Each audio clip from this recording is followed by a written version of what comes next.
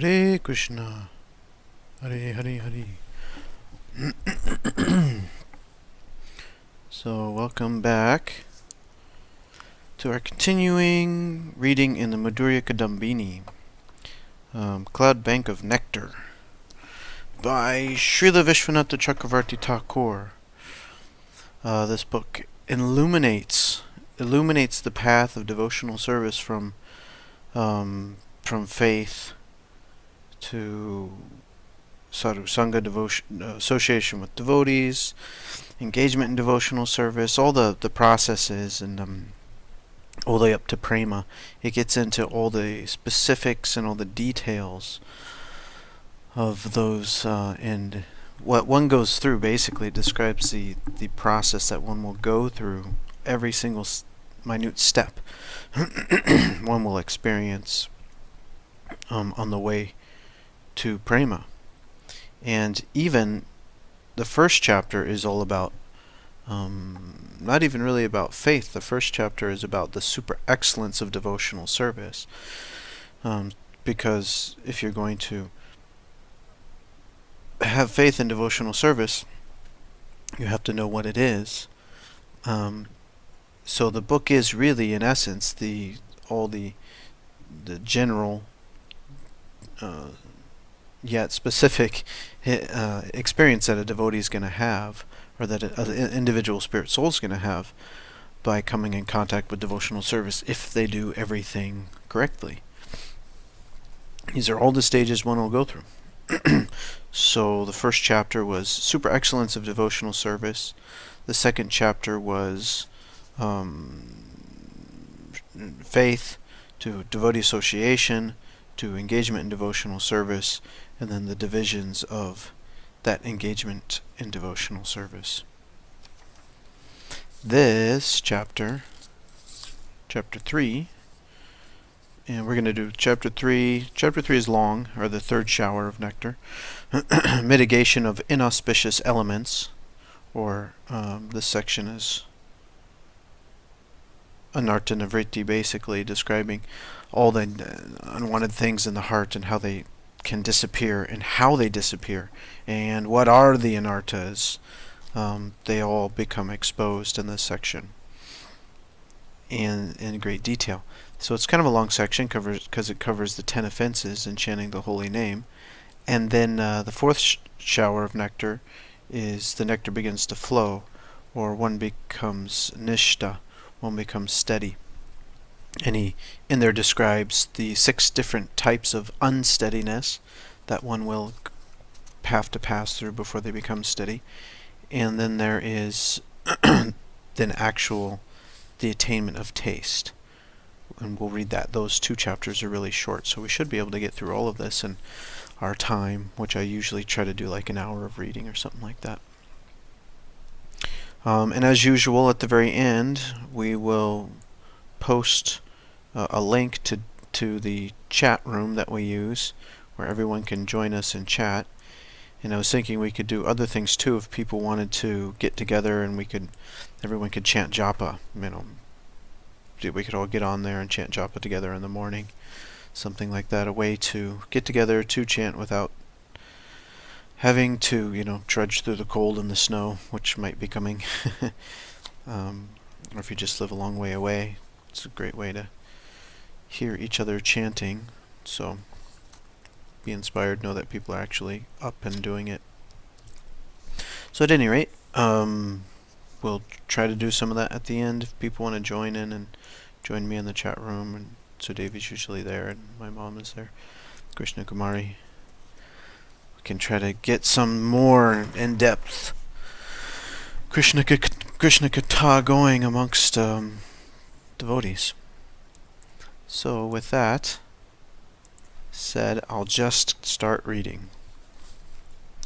So the third shower of nectar in the Madhuraya Kadambini, this chapter is mitigation of inauspicious elements, or in other words, anartha nivritti. So after bhajana kriya comes anartha nivritti, or the clearing of unwanted habits that obstruct the process of bhakti. There are 4 types of anarthas according to their origin, arising from the past sins, duskritota, arising from previous pious works, sukritota, arising from offenses, aparadota, and arising from bhakti, bhaktyuta. These will all be explained. Anarthas from sinful and pious works. Anarthas arising from past sins falls in the category of the 5 types of kleshas mentioned before. Kleshas means sufferings. Ignorance, false ego, attachment, hatred, and fear of death. Anarthas arising from pious works are the desire for the enjoyments that arise from the pious actions and the desire for liberation. Some sages also include the anarthas arising from pious action within the 5 types of kleshas. So this is all, karma, desiring some results within the material world, whether good or bad, or obviously we don't want bad results, but they come anyway because we make mistakes.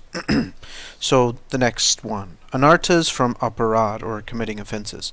Anarthas that arise from aparad refer to those due to nama aparadas, but not seva aparadas. Seva means service, such as entering the temple in a palanquin or with shoes. The acharyas have discerned that seva aparadas are usually ineffective, being nullified by chanting the names, by reciting of stotras having the power to cancel their effects, and by constant service. Constant engagement in these activities practically nips in the bud the effect of seva aparad. If one is careless, however, and takes advantage of being protected from the effects of seva aparad by these means, his seva aparad becomes nama aparad, and an anartha that will obstruct his progress. That's because one of the aparads is doing offensive things, doing sinful things, and knowing that, I'll just chant and I'll get over it. So in other words, I can wear my shoes in the temple room, whenever, and, I'll just be able to chant and Krishna will forgive me of my offense. So that becomes nama aparad with that mentality. That's what he's talking about. So he is guilty of the nama parada of committing sins on the strength of the holy name, which is what I just described. Namno balad yasyahi papa buddhir. The word nama in this verse represents all the angas of bhakti that destroy anartha, the holy name being the primary anga, or extension, limb. Even according to Dharma Shastras, scriptures dealing with the codes of karma, one should not commit sin knowing he can be freed from the effects by the strength of prayashchitta, atonement. Then the effects of the sins will increase, rather than be destroyed. Now consider the strength of these scriptural quotations. Quote, O Uddhava, because I have personally abolished it, the path of devotional service is transcendental and freed from any material motivations. Certainly a devotee never suffers even the slightest loss by adopting this path. Srimad Bhagavatam 11:29-20. And, quote, simply by reciting this 10-syllable mantra gives all perfection.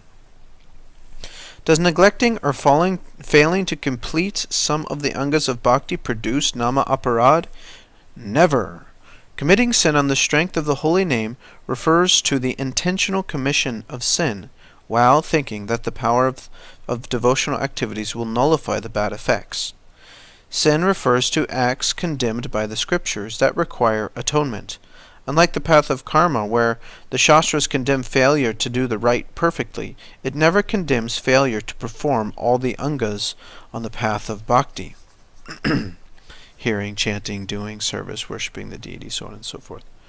On this point, there is no fear of an offense. Here's a quote. Even ignorant persons can very easily come to know the Supreme Lord if they adopt those means spoken by the Supreme Lord himself. The process known as Bhagavat Dharma, or devotional service to the Supreme Personality of Godhead. O King, one who accepts this path of devotional service will never be bewildered. Even if he closes his eyes and runs, still he will never stumble and fall. Srimad Bhagavatam, Canto 11, chapter 2, text 34 and 35. So here the word nimilya, closing the eyes, means the person has eyes. He is not blind, but he has closed them. The word davan, running, means to proceed rapidly, placing the feet in an overstepping, unconventional manner. And na skalet means without stumbling. These are the direct meanings.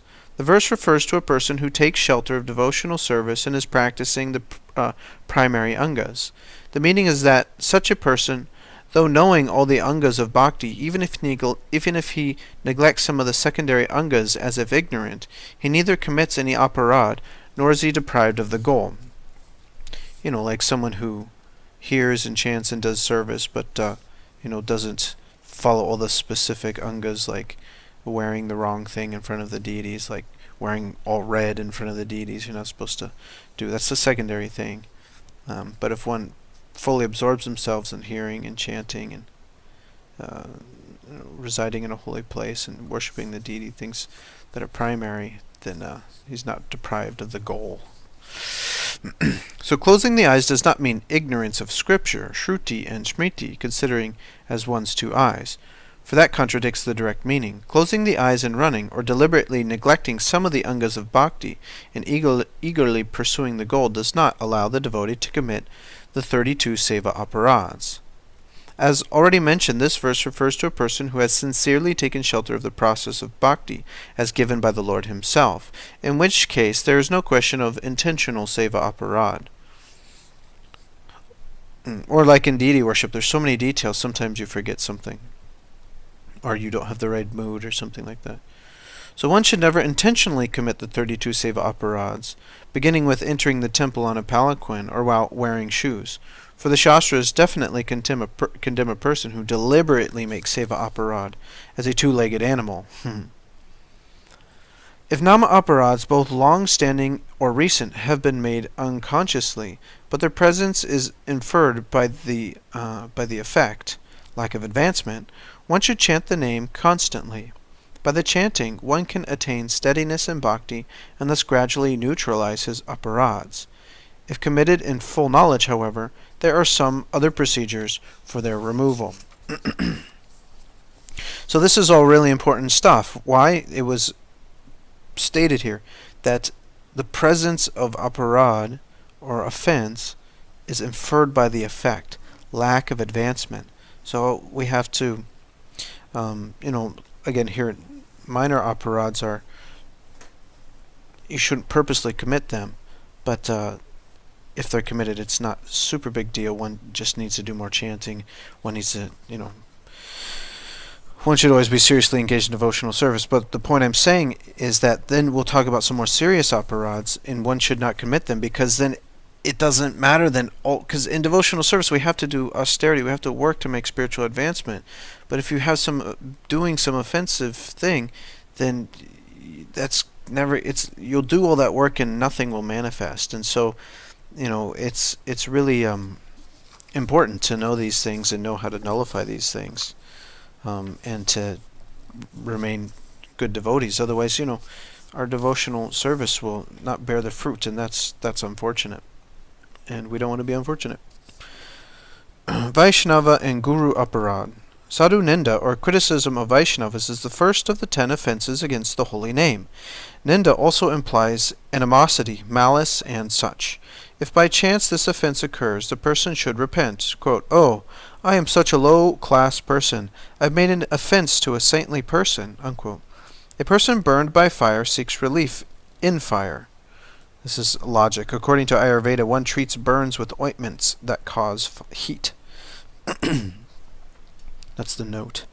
Okay. By this logic, he should nullify his offense by lamenting, falling at the feet of the Vaishnava, and satisfying him by offering him obeisances, praises, and respect. If the Vaishnava is still unsatisfied, the person should render favorable services to him according to his desires for many days. Sometimes the aparada is so grievous that the Vaishnava's anger does not die. In extreme remorse, the aparadi, thinking himself most unfortunate and bound for millions of years in hell for his offense, should give up everything and take full shelter of constant nama sankirtan. In time, the divine power of Namakirtan will certainly deliver that person from his offense. One should not justify himself, however, by arguing. Quote, the Padma Purana declares, Namaparada yuktanam namanyeva harantyagam. The holy name alone is sufficient to deliver an offender, so I'll take shelter of this supreme means of purification. What is the need of humbling myself by offering repeated respects and service to the Vaishnava I've offended? Unquote. This type of mentality makes one guilty of further aparad, nor should one think that the offense of sadhu-ninda discriminates between types of Vaishnavas. It does not refer only to one who is fully qualified with the virtues mentioned in Shastras. Quote, O Uddhava, a saintly person is merciful and never injures others. Even if others are aggressive, he is tolerant and forgiving towards all living entities. These are the qualities. His strength and meaning in life come from the truth itself. He is free from all envy and jealousy, and his mind is equal in material happiness and distress. Excuse me. Thus he dedicates his time to work for the welfare of all others. So even if someone doesn't have all those qualities as a perfect person, still. So that's Bhagavatam, Canto 11, Chapter 11, Text 29. A person cannot minimize his offense by pointing out some defect in the devotee. In answer, Shastra says, Sarvachara vivarjita shatadiyo vratya jagadvanchakaha. Even a person of bad character, devoid of proper behavior, a cheater, devoid of samskaras, and full of worldly desires, if he surrenders to the Lord, he must be considered a sadhu, what to speak of a pure Vaishnava. Sometimes one commits a serious offense to a Mahabhagavat, but he does not become angry because of his exalted nature. Still the offender should fall at the devotee's feet and seek ways of pleasing him to purify himself. Though the Vaishnava may forgive offenses, the dust of his feet does not tolerate offenses, and delivers the fruits of the offenses to the guilty person. For it is said, quote, those who envy exalted saints are certainly diminished by the dust of their lotus feet. Unquote. That's 4th Canto of the Bhagavatam, Chapter 4. One cannot apply conventional rules, however, to the powerful, spontaneous, most elevated Mahabhagavat, who may sometimes bestow fathomless mercy even on the most undeserving or offensive. For instance, though Maharaj Rahugana made Jadabharat carry his palanquin, and the king let loose a torrent of harsh words on him, still Jadabharat bestowed his mercy. In a similar way, Chediraja, the Vasu who flew in the sky, showed mercy to the atheist heretical Daityas who had come to do him violence. There's a note here. In the Mahabharata, there's a story how Chediraj took the side of the demigods who were arguing with some Brahmarishis. Those Brahmarishis cursed him to fall from his flying chariot to Patalaloka, where he continued to perform his bhajan. The story mentioned here is not found in Mahabharata, and is not known where it is from. Okay. In the same way, Sri Nityananda showed mercy even to the most sinful Madai, who had injured the Lord's forehead, causing blood to flow. So one should consider the third aparad of Guru Avagya, or disrespect to Guru, in the same way as the first aparad. So the first and third one, criticizing a devotee and not following the instructions of the spiritual master, to be the same as the first aparad. So, understanding the position of Vishnu, Shiva, and demigods. Now we'll consider the second aparad of misunderstanding the position of Vishnu, Shiva, and demigods. Conscious beings, Chaitanya, are of two types, independent and dependent. The dependent being is the all-pervading Lord Ishvara, and the dependent beings are the particles of consciousness, energies of the Lord, who pervade only individual bodies, jivas. Ishvara Chaitanya is of two types. One is not touched at all by Maya, and the other, for the Lord's pastimes, accepts the touch of Maya. The first type of Ishvara is called by such names as Narayana and Hari. Here's a quote. Lord Hari is indeed the Supreme Personality of Godhead, transcendental to material nature, and untouched by material modes. He is the all-seeing eternal witness. One who worships him becomes also freed from the material modes. Srimad Bhagavatam 10.88.5. The second type of Ishvara is called by such names as Shiva. Quote, Lord Shiva is always united with his personal energy, and he voluntarily accepts the three gunas and appears to be covered by them. Unquote. Though Shiva appears to be covered by the gunas, one should not think that he is in the category of Jiva. For Brahma Samhita says, quote, Yogurt is a transformation of milk, but it is neither the same nor different from milk, its cause. I worship primeval Lord Govinda, of whom Lord Shiva is a similar transformation for the work of destruction. Brahma Samhita 5.45. The Puranas and other scriptures sometimes glorify Shiva as Ishvara, but the Srimad Bhagavatam explains, quote, the transcendental personality of Godhead is indirectly associated with the three modes of material nature, namely goodness, passion, and ignorance. And just for the material world's creation, maintenance, and destruction, he accepts the three qualitative forms of Brahma, Vishnu, and Shiva. Of these three, all human beings can derive ultimate benefit from Vishnu, the form of the quality of goodness. Bhagavatam 1.2.23. In this shloka, it is generally understood that Brahma may also be considered as Ishvara, but one should understand Brahma's position as Ishvara, or Lord, as power invested in a jiva by the Supreme Lord, Ishvara Avesha. Here's a quote. I worship the primeval Lord Govinda, by whose bestowal of power Brahma is able to create the universe, just as the sun manifests a portion of its own light in effulgent gems like Surya Kanta. Brahma Samhita 5.49. Another quote, Wood is a transformation of earth, but smoke is better than wood. Fire is superior to smoke, for by it we can perform yajna. Similarly, passion, rajas, is better than ignorance, tamas. But goodness, sattva, is best because by it one can come to realize the truth. Srimad Bhagavatam 1.2.24. So, as smoke is superior to wood, so the mode of passion is superior to ignorance. But as in smoke one is unable to perceive fire, so in the smoke like Rajaguna one cannot realize the fire-like effulgent Lord. In the fire-like mode of goodness one can almost directly perceive the pure effulgence of the Lord. As fire is present within wood, though it cannot be perceived, so the Lord is invisibly present even in the mode of ignorance. Just as in deep sleep, shushupti, the characteristic of tamoguna, one experiences a happiness almost similar to the happiness of realization of the Lord in his impersonal aspect, near Bheda Jnana Sukha. One should thus understand the tattvas, considering them in this way. Another reason why impersonal realization is more or less in the mode is not considered very elevated.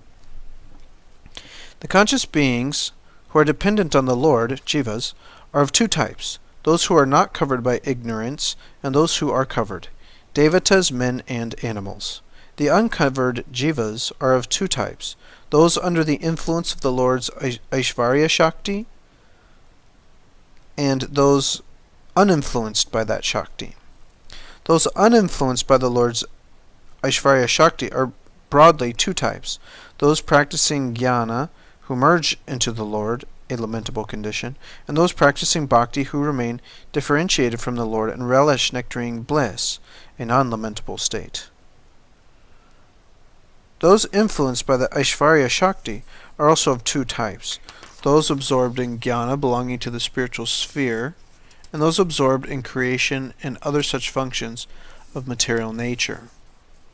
The former belong to those such as the four Kumaras, and the latter belong to Brahma and the demigods. Aishvarya Bhava is absorption in the Lord. Aishvarya Shakti, that's studying the Lord's. Like Aishvarya Bhava is when one, like Vishnu is great, God is great, and all the wonderful, powerful things that God does. So the Aishvarya Shakti is all the wonderful, powerful things that God does through material nature and the spiritual nature and the greatness of it all. And so there's the Gyanis, and then there's people that are absorbed in the other type. Jnana and creation and the material sphere. So Kumara is spiritual sphere, Brahma more functions in the material sphere. So one may consider that Vishnu and Shiva are non-different, being the same Ishvara Chaitanya. Still, an unmotivated devotee must discern who is worthy of worship or not on the basis of nirguna and saguna, that is, with no material qualities, Vishnu, or with a touch of material qualities, Shiva, Brahma. Being different types of Chaitanya, Brahma and Vishnu are completely distinct. Brahma is Jiva and Vishnu is Ishvara. Sometimes the Puranas describe Brahma and Vishnu as identical, but one should understand this by the example of the sun and the jewel Suryakanta, which is invested with the light of the sun. The Suryakanta jewel, like a magnifying glass, takes the rays of the sun and manifests the heat of the sun by burning cloth or paper. In this way only one should consider Brahma as non-different. In some Mahakalpas, even Shiva is a jiva, like Brahma, invested with power by the Lord. Here's a quote. As in Brahma's case, sometimes a jiva takes the role of Shiva. I've never heard this anywhere else except in this book, so that's a pretty... Vishvanatha Cakravarti Thakura says a lot of very revealing things. Thus Shiva is sometimes classed along with Brahma, and so it is said, quote, one who considers Brahma, Shiva, and other demigods on an equal level with Lord Narayan is certainly an atheist, unquote. Hari Bhakti Vilas 173. Those without thorough knowledge in the matter say that Vishnu is the Lord, not Shiva, or that Shiva is the Lord, not Vishnu. That since I am a devotee of Vishnu, I will not give regard to Shiva, or vice versa. Absorbed in such arguments, such people also commit nama aparad. If such offenders can become enlightened by a devotee with thorough knowledge of the matter, then they can realize in what way Shiva and Vishnu are non-different. With this realization, and by doing nama kirtana, they can nullify their aparad. Okay. Next one, disrespect for the scriptures.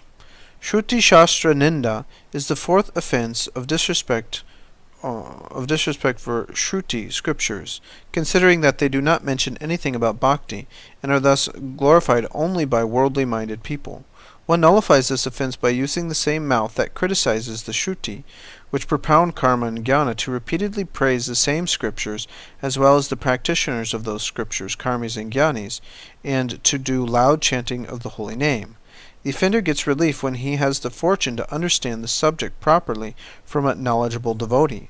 For those independent-natured people, completely blinded by material desires and unfit for practicing bhakti, the Shrutis very mercifully try to bring them to accept the authority of Shastra.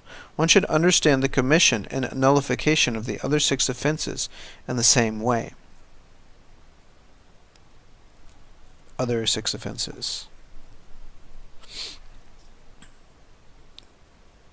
So now he moves on. He dealt with the 10 offenses. Now, anarthas arising from bhakti. Next are anarthas arising from bhakti. As many weeds grow along with the main plant, along with bhakti appear wealth and other facilities, worship and respect by others, and a comfortable position and fame, labha puja pratishta. These weeds grow powerful and overwhelm the heart of the devotee with their influences, retarding the growth of the main plant intended for cultivation, bhakti.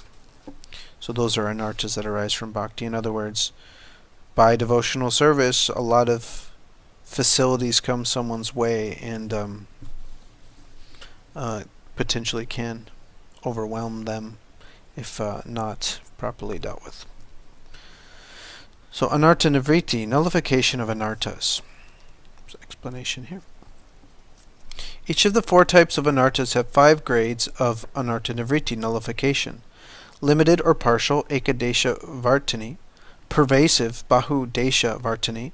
Almost complete, prayiki, complete, purna, and absolute, atyantiki. Thus the nullification of anarthas arising from aparad is as follows. From the start of devotional service, bhajana kriya, the nullification is partial according to the Nyaya. The town burned, the cloth is torn. So this explains it here. According to Gramo Dagdha Pato Bhagna logic, when we hear that a town burned, we can imagine that some of it must still be existing.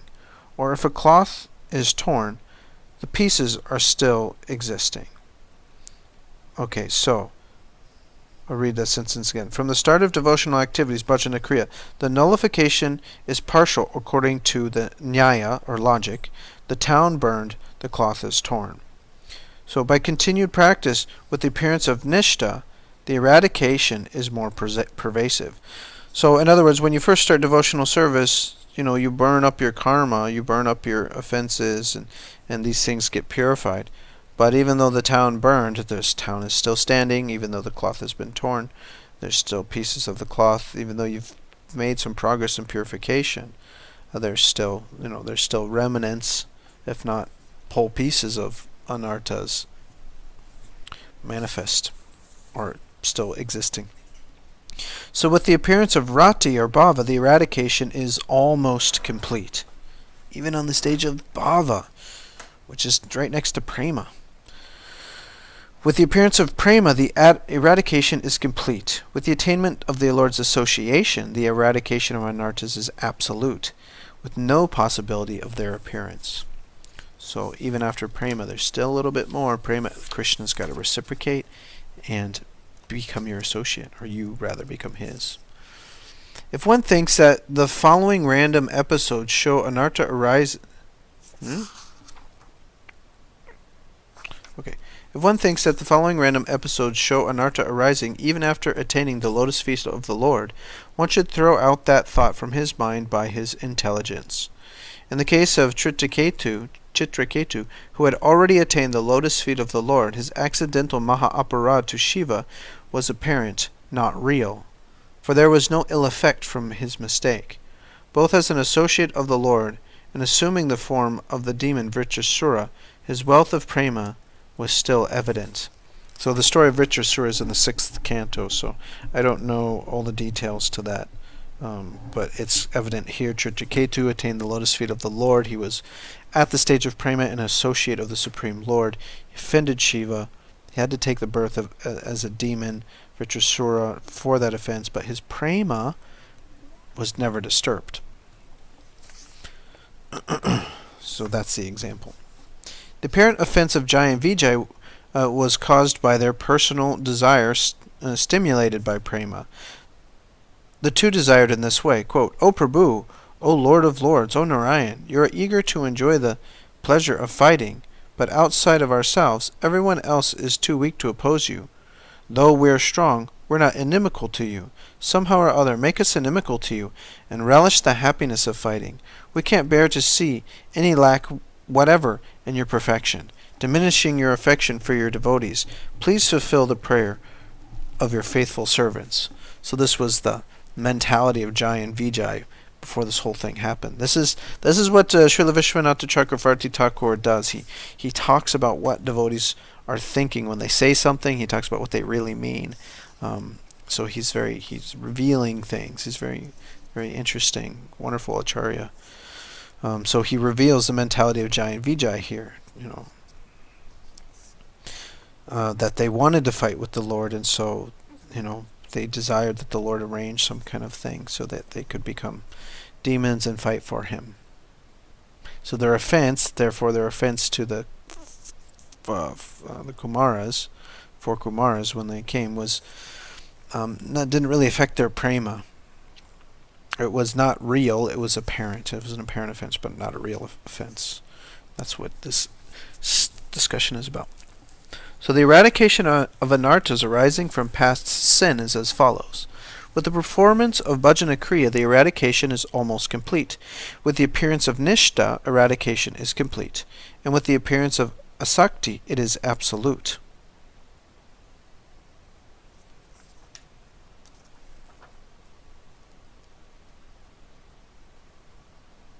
So,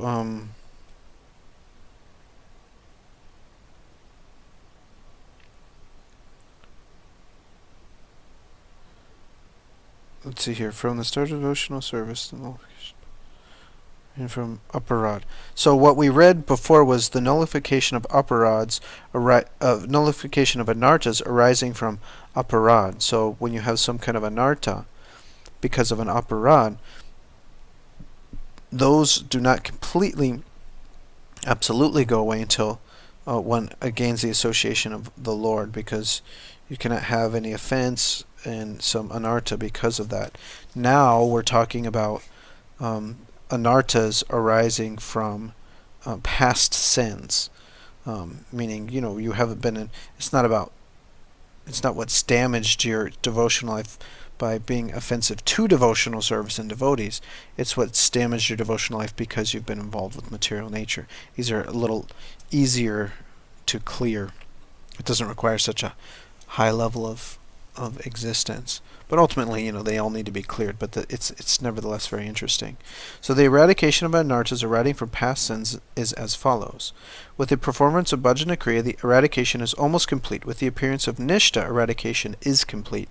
And with the appearance of asakti, it is absolute.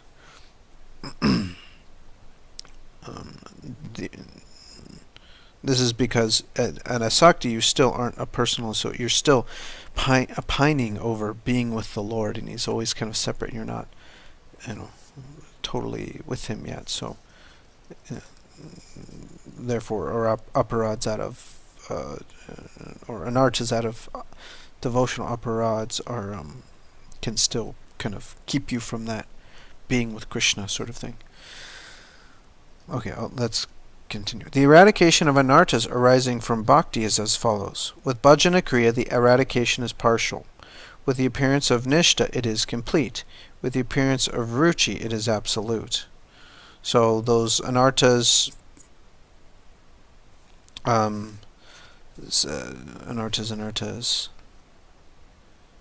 unnecessary desires and thoughts and everything, they are completely gone by ruchi once one gets taste. These anartas come out of doing devotional service and becoming very potent in devotional service and getting a bunch of material facility. The tendency to then misuse those things is completely gone by the time someone gets taste. The wise self-realized soul have concluded this after fully considering the subject. One may object that these stages of anarta nivritti do not apply to devotees by quoting hundreds of verses from the Shastras, such as, quote, as the rising sun destroys all darkness of the world as deep as the ocean, so one utterance of the holy name destroys all sins.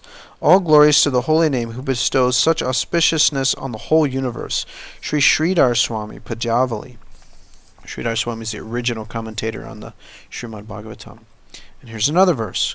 Quote, O my Lord, simply seeing you immediately frees one from all material contamination.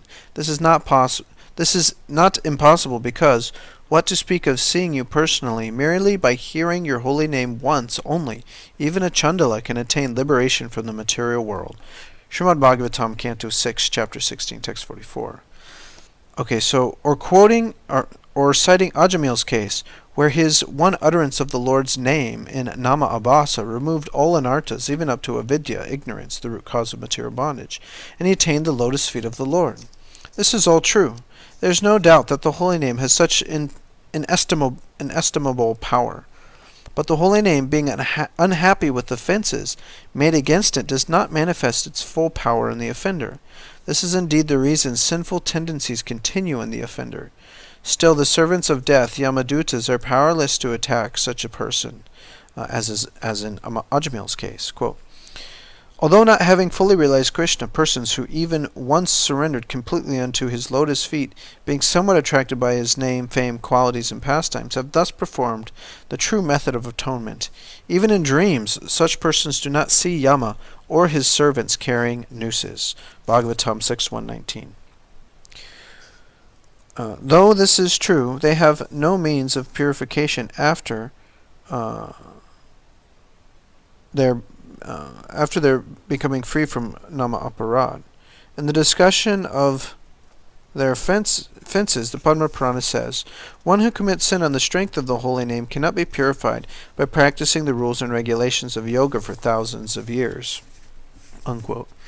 In this verse, the word yama refers to the rules and regulations, yama niyama, of Yoga Shastras. In other words, though the aparadi is freed from yama, the lord of death, yama or other means of purification cannot free him of aparad. The case of the offender losing the mercy of the name is similar to a subordinate who is offensive to his vastly wealthy and capable master. The master treats him indifferently and denies him proper care. As a result, the servant comes to suffer poverty and distresses of all sorts. One should know that every master, karma, jnana, yoga, neglects an offensive servant. If the offending servant again puts himself at the beck and call of his master, the master gradually shows mercy, and that person's suffering is eliminated step by step. In the same way, the offending devotee at first suffers some miseries. As he again does sincere service to the devotees, shastras, and guru, the name gradually manifests mercy and eliminates his evil tendencies. Thus one cannot argue against the gradual elimination of anartha. Someone may argue that he's never made any aparads, so why he's not getting the full mercy of the name? He shouldn't make such statements. Maybe he didn't make the aparads recently. He may have done them in the past, but one can infer the existence of aparads by their effect. The effect is that a person will not manifest the symptoms of prema while doing namakirtana as described in Srimad Bhagavatam. Quote, one's heart is certainly steel-framed if, when chanting the holy name, there is no change in the heart, tears in the eyes, or standing of hairs on the body. Srimad Bhagavatam 2.3.24. Seeing the following verse from Bhakti Rasamrita Sindhu on the subject of aparad, another doubt arises. Quote, O foremost of the Brahmanas, what are the offenses against the name of the Lord that cancel the result of all one's pious works and lead to a material conception even of spiritual topics? Unquote. In other words, repeatedly hearing and chanting the Lord's name's qualities, and so on should give prema.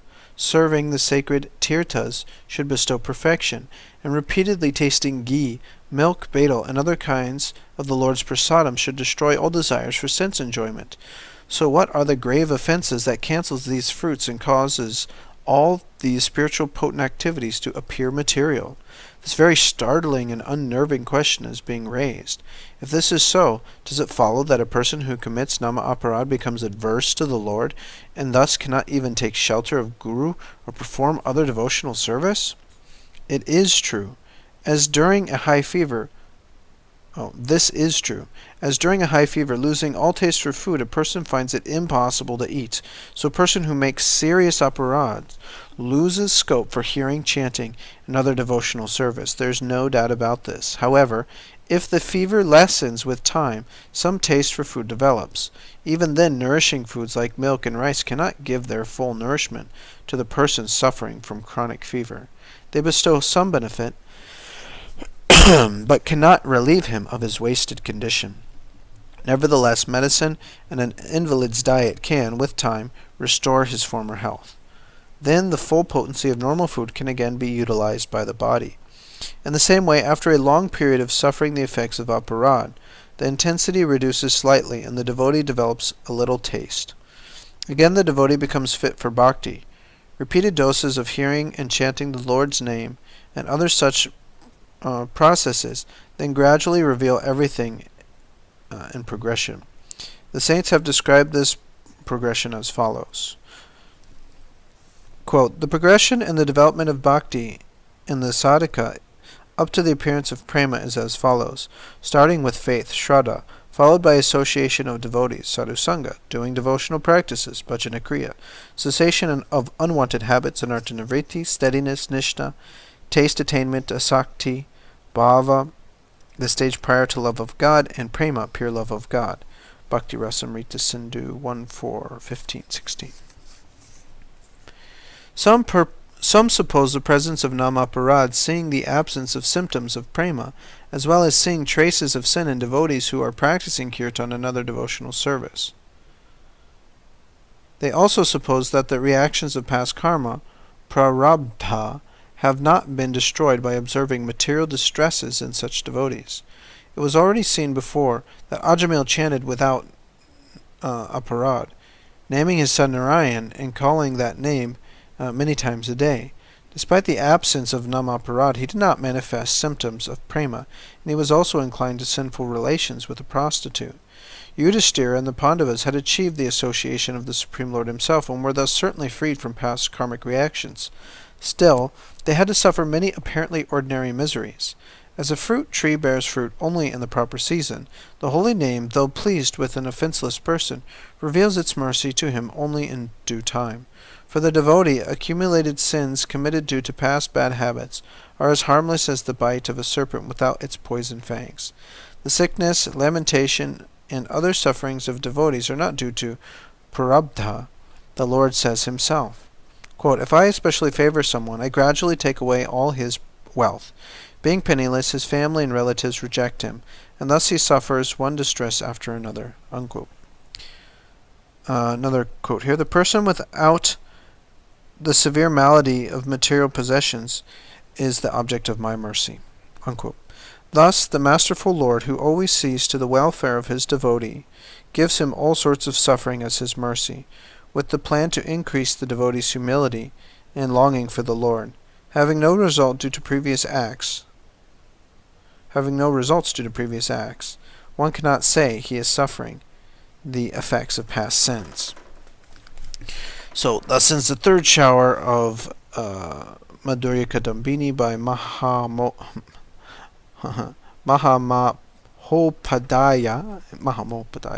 Srimad Vishvanatha Cakravarti, entitled Mitigation of Inauspicious Elements.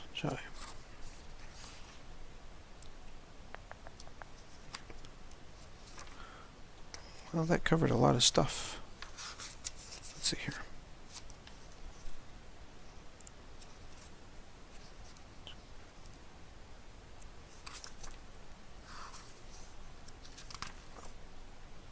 Well, maybe I'll actually stop there, because that covered a lot, and I'm feeling like it's almost been an hour.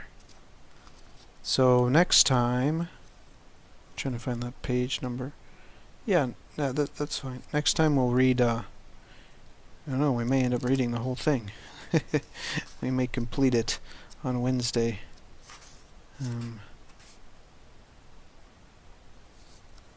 At any rate, fourth shower is nectar begins to flow and all the really tasty stuff. But this one really covered very clearly all the aparads and the challenges therein. It's such a difficult situation, no? Because, by suffering, you kind of doesn't make you the best person in the world. You kind of get kind of fussy and nasty, and then you can commit more sins, commit more sinful activities. So it's a difficult situation, but here is, please, I'd like to hear comments, discussions, whatever people have to add. There is there's a link, a new link. The old link is not working, to Discord. So I'd like to hear what people have to say.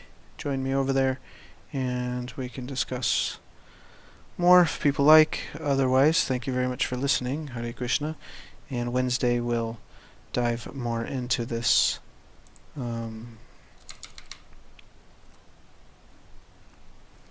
this book. So thank you very much. Hare Bo.